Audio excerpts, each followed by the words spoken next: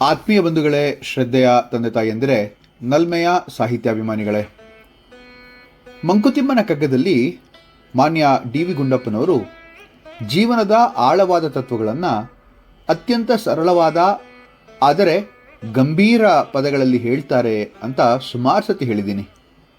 ಈ 130ನೇ ಕಗ್ಗ ಅದಕ್ಕೆ ಸಂವಾದಿಯಾಗಿ ಇಲ್ಲಿ ನಮ್ಮ ಮುಂದೆ ಇದೆ.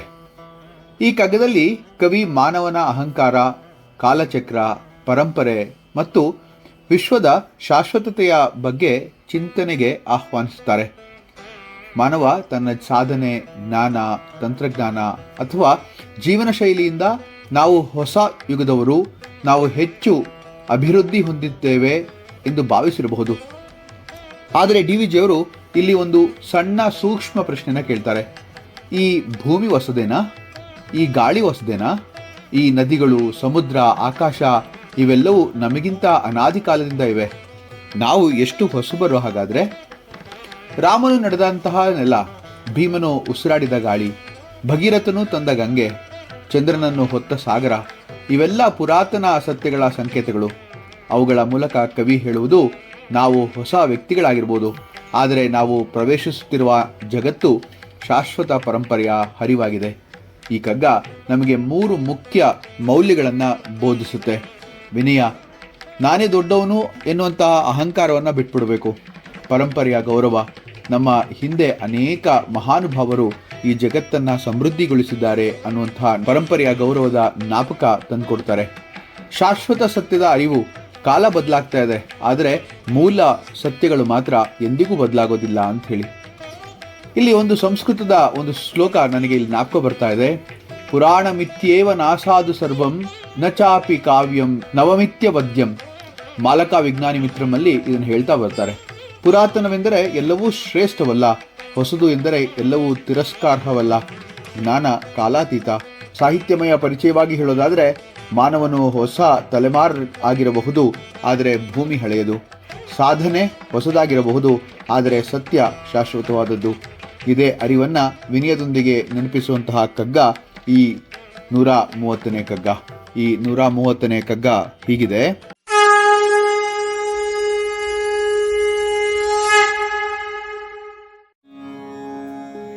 ರಾಮನಡಿಯಿಟ್ಟ ನೆಲ, ಭೀಮನು ಸಿರಿದ ಗಾಳಿ, ವ್ಯೋಮದೇ ಭಗೀರಥಂ ತಂದ ಸುರತಟಿನಿ, ಸೋಮನಂ ಪೆತ್ತ ಕಡಲಿ ಪುರಾತನಗಳಿರೆ, ನಾಮೆಂತು ಹೊಸಬರೆಲೋ ಮಂಕುತಿಮ್ಮ ಮಂಕುತಿಮ್ಮ. ರಾಮನಡಿಯಿಟ್ಟ ನೆಲ, ಭೀಮನುಸಿರಿದ ಗಾಳಿ, ವ್ಯೋಮದೇ ಭಗೀರಥಂ ತಂದ ಸುರತಟಿನಿ, ಸೋಮಮನ್ ಪೆತ್ತ ಕಡಲಿ ಪುರಾತನಗಳಿರೆ, ನಾವೆಂತು ಹೊಸಬರಲೋ ಮಂಕುತಿಮ್ಮ, ನಾಮೆಂತು ಹೊಸಬರಲೋ ಮಂಕುತಿಮ್ಮ.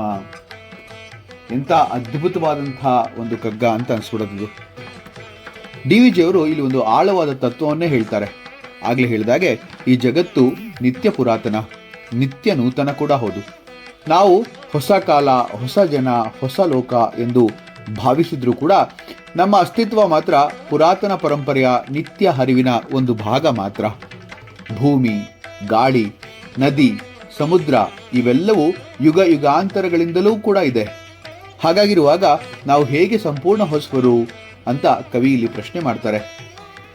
ರಾಮ ನಡಿಯಿಟ್ಟ ನೆಲ, ಎಂಥ ಅದ್ಭುತವಾದಂಥ ಒಂದು ಮಾತಿದು. ಇದು ಶ್ರೀರಾಮನು ನಡೆದಾಡಿದ ಭೂಮಿ ಅಲ್ವೇ? ತ್ರೇತಾಯುಗದಲ್ಲಿ ರಾಮನು ಸ್ಪರ್ಶಿಸಿದ ನೆಲ ಅಂತೇಳಿ ಇಂದು ಕೂಡ ನಾವು ನಂಬೋದಿದೆ. ಅದೇ ನೆಲ ನಮ್ಮ ಕಾಲ ಕೆಳಗೂ ಕೂಡ ಇದೆ ಅಲ್ವಾ? ನಾವು ಅದರ ಮೇಲೆ ಓಡಾಡ್ತಾ ಇದ್ದೇವಲ್ವಾ?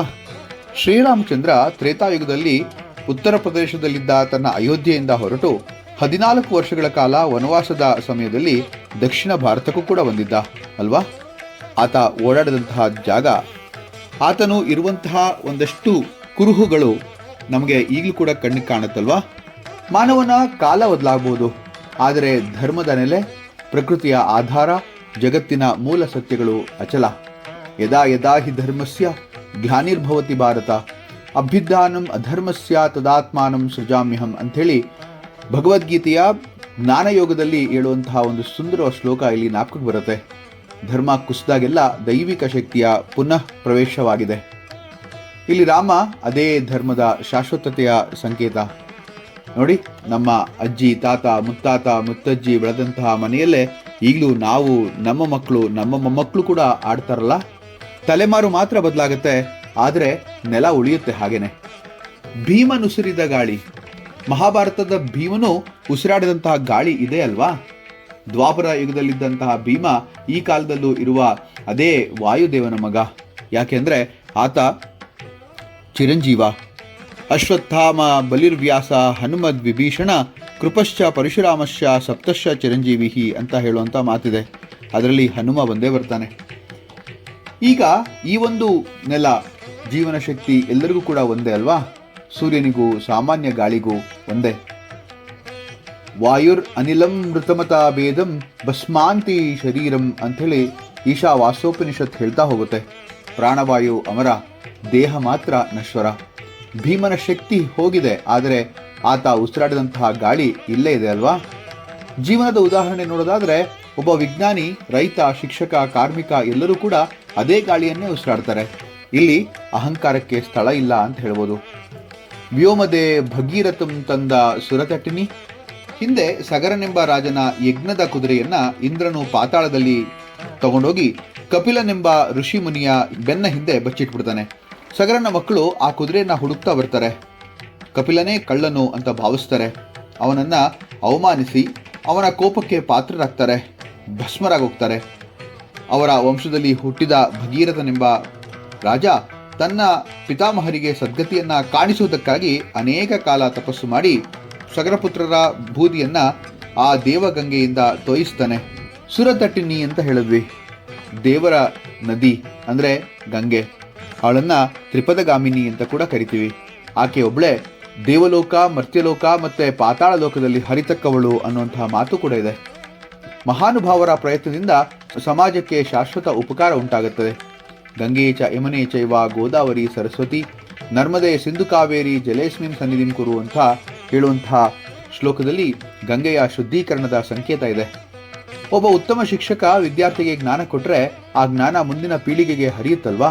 ಭಗೀರಥನ ಗಂಗೆಯಂತೆ ಶಿಕ್ಷಕರಾಗಿರುವಂತಹ ನಾವು ನಮ್ಮ ಹಿನ್ನೆಲೆಯಲ್ಲಿ ಇದು ಬಹಳ ಸುಂದರವಾದಂಥ ಉದಾಹರಣೆ ಅಂತ ಅನಿಸ್ಬಿಡುತ್ತೆ. ಒಬ್ಬ ಶಿಕ್ಷಕ ಬಿತ್ತಿದಂತಹ ಮೌಲ್ಯ ಅನೇಕ ಮಕ್ಕಳ ಜೀವನದಲ್ಲಿ ಹರಿಯುವ ನದಿ ಥರ ಇರಬೇಕಲ್ವಾ? ಸೋಮನಂ ಪೆತ್ತ ಕಡಲಿ. ಸಮುದ್ರ ಮಂಥನದಲ್ಲಿ ಸೋಮ ಅಂದರೆ ಚಂದ್ರ ಸಮುದ್ರದಿಂದ ಉದ್ಭವಿಸುವುದನೆಂಬ ಪುಣ್ಯ ಸ್ಮರಣೆ ಇದೆ ಅಲ್ವಾ? ಹಿಂದೆ ದೇವಾಸುರರು ಅಮೃತಕ್ಕೋಸ್ಕರ ಕಡಲನ್ನ ಕಡಿದಾಗ ವಿಷ ಬಂದ ಮೇಲೆ ಅಮೃತ ಬರುವ ಮೊದಲು ಹುಟ್ಟಿ ಬಂದ ಹಲವಾರು ಶ್ರೇಷ್ಠ ವಸ್ತುಗಳಲ್ಲಿ ಈ ಸೋಮ ಅಂದರೆ ಚಂದ್ರ ಕೂಡ ಒಬ್ಬ ಅಲ್ವಾ? ಸೃಷ್ಟಿಯ ಮೂಲ ಅನಾದಿ, ಅಪಾರ ಜ್ಞಾನ, ಶಕ್ತಿ, ಶಾಂತಿ. It all emerge from the depth ಅಂತೀವಲ್ಲ ಹಾಗೆ. ಕ್ಷೀರೋದದಿ ಸಮುತ್ಪನ್ನೋ ಲಕ್ಷ್ಮೀಶ ಚಂದ್ರಶ್ಚ ಕೌಸ್ತುಭ ಅಂತ ಒಂದು ಶ್ಲೋಕ ಹೇಳುತ್ತೆ. ಸಮುದ್ರದಿಂದ ಅಮೂಲ್ಯ ರತ್ನಗಳು ಬಂದವು. ಆಳವಾದ ಕಷ್ಟದಿಂದಲೇ ಹಲವಾರು ಮಹಾನ್ ವ್ಯಕ್ತಿಗಳ ಜ್ಞಾನ ಹೊರಬರುತ್ತೆ ಅಂತ ಹೇಳ್ಬೋದು. ಹಾಗೆ ಸಾಗರ ಆಳದಿಂದ ಹೇಗೆ ಮುತ್ತು ಬರುತ್ತೋ ಹಾಗೆ ನಾವೆಂತು ಹೊಸಬರಲೋ ಇದು ಕಗ್ಗದ ಹೃದಯ ಅಂತ ಹೇಳಿದ್ರೆ ತಪ್ಪಾಗಲ್ಲ. ಈ ಒಂದು ಎಪಿಗ್ರಾಮ್ಯಾಟಿಕ್ ಸೆಂಟೆನ್ಸ್ ಇದೆಯಲ್ಲ, ನಾವು ಹೊಸಬರು ಅಂತ ಹೆಮ್ಮೆ ಪಡುವುದು ಅಜ್ಞಾನ ಅಂತ ಹೇಳ್ಕೊಟ್ಬಿಡುತ್ತೆ. ಮಾನವನು ಹೊಸ ತಂತ್ರಜ್ಞಾನ ಮಾಡಿರಬಹುದು, ಆದರೆ ಜೀವನದ ಮೂಲಭೂತ ಪ್ರಶ್ನೆಗಳು ಹಳೆಯದ್ದೇ ಅಲ್ವಾ? ಜನನ, ಮರಣ, ದುಃಖ, ಸುಖ, ಧರ್ಮ, ಪ್ರೀತಿ, ಅಹಂಕಾರ, ಸತ್ಯಾನ್ವೇಷಣೆ ಇವು ಶಾಶ್ವತ. ನ ಜಾಯತೆ ಮ್ರಿಯತೆ ವಾ ಕದಾಚಿತ್ ನಾಯಂ ಭೂತ್ವಾ ಭವತಿ ವಾ ನಾ ಭೂಯಃ ಅಂಥೇಳಿ ಭಗವದ್ಗೀತೆಯ ಸಾಂಖ್ಯಯೋಗದಲ್ಲಿ ಹೇಳ್ತಾರಲ್ವಾ? ಆತ್ಮ ಹೊಸದಲ್ಲ, ಅದು ಶಾಶ್ವತ ಅಂತಕ್ಕಂಥ ಮಾತು. ಈ ಕಗ್ಗದಲ್ಲಿ DVG ಅವರು ಹೇಳಿರುವಂತಹ 3 ದೊಡ್ಡ ಸತ್ಯಗಳು: ವಿನಯ, ಹ್ಯುಮಿಲಿಟಿ, ನಾವು ಹೊಸಬರು, ನಾವು ಮೇಲು ಎನ್ನುವಂಥ ಅಹಂಕಾರ ಬೇಡ. ಪರಂಪರೆಯ ಗೌರವ ಇರಲೇಬೇಕು. ನಮ್ಮ ಬದುಕು ಹಿಂದಿನ ತಲೆಮಾರುಗಳ ಮೇಲೆ ಕಟ್ಟಲ್ಪಟ್ಟಿದೆ ಅಂದರೆ ಅದು ಅತಿಶಯೋಕ್ತಿ ಅಲ್ಲ. ನಿತ್ಯ ಪುರಾತನ, ನಿತ್ಯ ನೂತನ ಅಂಥೇಳಿ ನಾವು ಯಾವಾಗಲೂ ನಮ್ಮ ಜಗತ್ತನ್ನು ಗೌರವಿಸ್ತಾನೇ ಇರಬೇಕು. ಜಗತ್ತು ಹಳೆಯದೇ, ಆದರೆ ಪ್ರತಿ ಜೀವಿಯ ಅನುಭವ ಮಾತ್ರ ಹೊಸದು. ಇಲ್ಲಿ ತಂತ್ರಜ್ಞಾನ ಬೆಳೆದಿರಬಹುದು, ಮೊಬೈಲ್ ಹೊಸದಾಗಿರ್ಬೋದು, ಆದರೆ ಅದರಲ್ಲಿ ಮಾತಾಡುವ ಪ್ರೀತಿ, ನೋವು, ಸಂತೋಷ ಹಳೆಯದ್ದೇ ಅಲ್ವಾ? ಪಾಠಶಾಲೆ ಸ್ಮಾರ್ಟ್ ಬೋರ್ಡ್ಗೆ ಬದಲಾಗಿರಬಹುದು, ಆದರೆ ಗುರು ಶಿಷ್ಯರ ಸಂಬಂಧ ಪುರಾತನವೇ ಅಲ್ವಾ? ಮನೆ ಹೊಸದಾಗಿರಬಹುದು, ಆದರೆ ತಂದೆ ತಾಯಿ ಮಾತ್ರ, ಅವರ ಮಮತೆ ಮಾತ್ರ ಹೊಸದಲ್ಲ ಅಲ್ವಾ? ಹೊಸ ರಾಜಕೀಯ, ಹೊಸ ವ್ಯವಸ್ಥೆ, ಹೊಸ ನಗರ ಹುಟ್ಟಿರಬಹುದು. ಆದರೆ ಮಾನವನ ಆಸೆ, ಭಯ, ಲಾಲಸೆ, ಪ್ರೀತಿ ಹಳೆಯದ್ದೇ ಅಲ್ವಾ? ಹೀಗೆ ನೋಡ್ತಾ ಬಂದರೆ ಬಸವಣ್ಣವರ ವಚನ ಕೂಡ ಇಲ್ಲಿ ಜ್ಞಾಪಕಕ್ಕೆ ಬರುತ್ತೆ. ಕಳಬೇಡ, ಕೊಲಬೇಡ, ಹುಸಿಯ ನುಡಿಯಲು ಬೇಡ ಅಂತ ಪುಣ್ಯಾತ್ಮರು 12ನೇ ಶತಮಾನದಲ್ಲಿ ಹೇಳಿದ್ರು ಕೂಡ ಯುಗ ಬದಲಾಯಿತು, ನೈತಿಕ ಮೌಲ್ಯಗಳು ಮಾತ್ರ ಬದಲಾಗಲಿಲ್ಲ ಅಲ್ವಾ? ಅದೇ ಕಗ್ಗದ ಆತ್ಮ. ಈ ಒಂದು ಕಗ್ಗದಲ್ಲಿ DVG ಅವರು ಹೇಳೋದೇನಪ್ಪ ಅಂತಂದರೆ, ನಾವು ಈ ವಿಶ್ವದಲ್ಲಿ ಹೊಸದಾಗಿ ಬಂದ ಅತಿಥಿಗಳಲ್ಲ, ಅನಾದಿ ಹರಿವಿನ ಒಂದು ಕಣ. ರಾಮನ ನೆಲ, ಭೀಮನ ಗಾಳಿ, ಭಗೀರಥನ ಗಂಗೆ, ಸಮುದ್ರದ ಚಂದ್ರ ಇವೆಲ್ಲ ಪುರಾತನ. ಹೀಗಾಗಿ ಜೀವನದಲ್ಲಿ ಅಹಂಕಾರವಲ್ಲ, ವಿನಯ ಮತ್ತು ಪರಂಪರೆಯ ಅರಿವು ಇರಬೇಕು ಅಂತ ಹೇಳಿ. ಜಗತ್ತು ಹಳೆಯದಾದರೂ ಅನುಭವ ಹೊಸದಲ್ವಾ? ಮನುಷ್ಯನು ಕ್ಷಣಿಕ, ಆದರೆ ಸತ್ಯ ಮಾತ್ರ ಶಾಶ್ವತ ಅಂತ ಹೇಳಿ ನಾವು ಇಲ್ಲಿ ಯಾವಾಗಲೂ ನೆನಪಿಟ್ಕೊಳ್ತಾ ಇರಬೇಕು. ರಾಮ ನಡಿಯಿಟ್ಟ ನೆಲ, ಭೀಮನುಸಿರಿದ ಗಾಳಿ, ವ್ಯೋಮದೆ ಭಗೀರಥಂ ತಂದ ಸುರತಟಿನಿ, ಸೋಮನಂ ಪೆತ್ತ ಕಡಲಿ ಪುರಾತನಗಳಿರೆ, ನಾವೆಂತೂ ಹೊಸಬರಲೋ ಮಂಕುತಿಮ್ಮ, ನಾವೆಂತೂ ಹೊಸಬರಲೋ ಮಂಕುತಿಮ್ಮ. ಮುಂದಿನ ಕಗ್ಗದೊಂದಿಗೆ ಮತ್ತೆ ಭೇಟಿಯಾಗೋಣ. ನಮಸ್ಕಾರ.